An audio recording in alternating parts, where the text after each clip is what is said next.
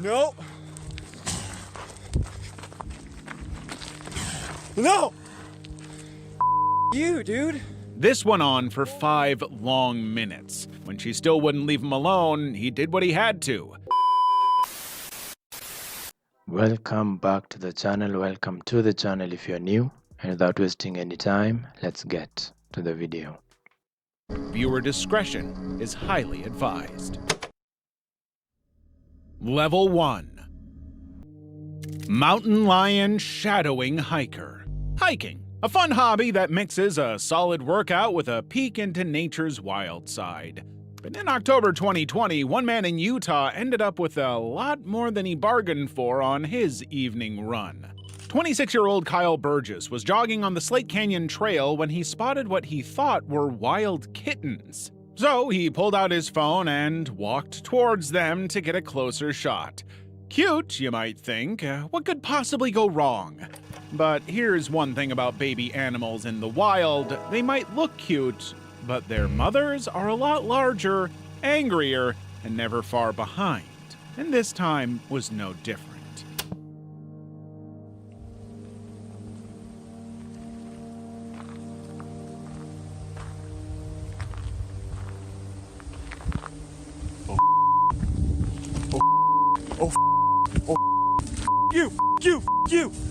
You! Kyle wasn't just trying out swear words. The cub's mother had emerged, and for the 6 near heart-pounding minutes, Kyle was in a tense standoff with a very angry, protective predator stalking him. No way!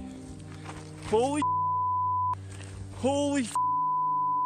He tried everything he could. He backed away slowly, never turning his back, talking loudly, roaring even, and making himself look big. Everything that could make her leave him alone. But she continued to follow him, hissing, lunging, and even stretched out her claws, daring him to make a wrong move as he desperately tried to keep her at bay. No!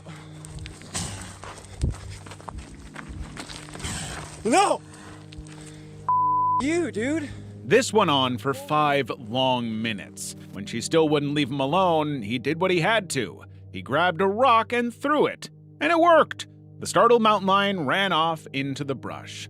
Kyle shared the heart-stopping video on Instagram where it went viral. Many wildlife experts later claimed she wasn't trying to eat him, just protect her cubs. But tell that to Kyle, who thought he was one wrong step from becoming mountain lion food.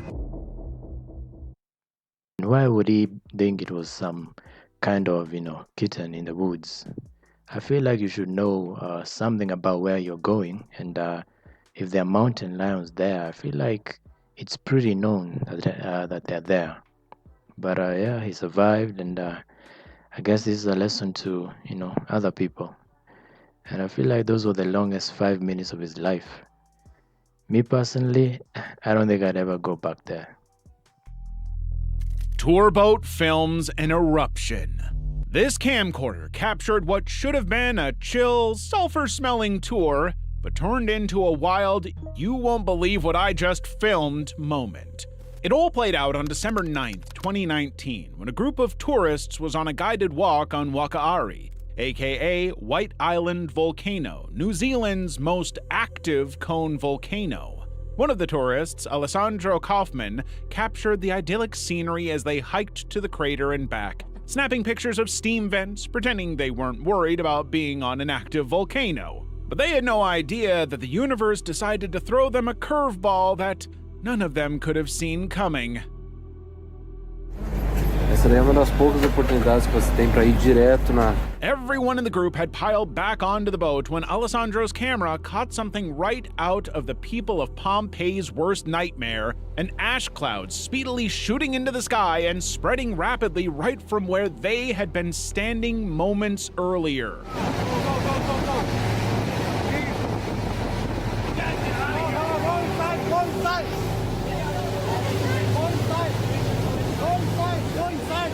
Within moments, the island transformed into something straight out of an apocalyptic movie trailer. But while one group had a close call because they had gotten away from the volcano, the second group of 47 people was closer to the eruption. In fact, just an hour before, they had been standing at the edge of the main crater. By the time of the eruption, they were on top of the volcanic cone with no time to react and nowhere to run. There had been no warning before the eruption, and the authorities weren't sure if another was on the way, so there was no help coming. In the end, 3 local helicopter tour pilots and one of the tour boats turned back to rescue 25 of the stranded tourists before the Coast Guard showed up. That fun boat tour energy vanished instantly as the passengers shifted into helper mode, handing out water, jackets, anything to comfort the ash-covered survivors who had been much too close to the eruption. Many were badly burned and critically injured, but they were the lucky ones. 22 of the tourists ended up losing their lives as a result of the eruption. And since then, on-land tours of Wakaari have been shut down. I feel like going to an active volcano, would mean that it could erupt anytime, because it's still active. And the people there are very lucky, the ones recording, they are lucky they were not there when it was happening. And I feel like there needed to be some type of guideline to this. I mean, I get there's really nothing you can do, but I feel like they should have like sensors or something. But yeah, RIP to those people who died, and hope their families, can somehow, overcome this. Tree well burial. In March, skier Francis Zuber was at Mount Baker in Washington, cruising through deep powder with his GoPro. Little did he know that he was going to make a new friend in the oddest way imaginable. He had just passed through some trees when a red flash caught his eye. It was a bright red snowboard. Curious, Francis went back for a closer look, only to learn something shocking. The snowboard was wiggling. What looked like a weird tree-well trick was something much darker. A snowboarder named Ian Stager was buried head first under 6 feet of snow. He had been slicing through the deep powder before he snagged something and ended up falling upside down in a tree well.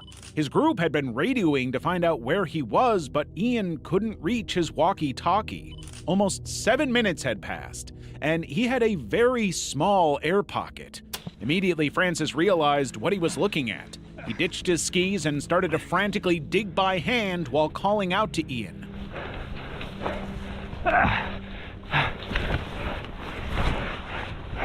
After a minute of digging, he reached Ian's face and was able to open an airway for him. Only then did he take the time to get a shovel and dig Ian out. All right, how you doing? You good?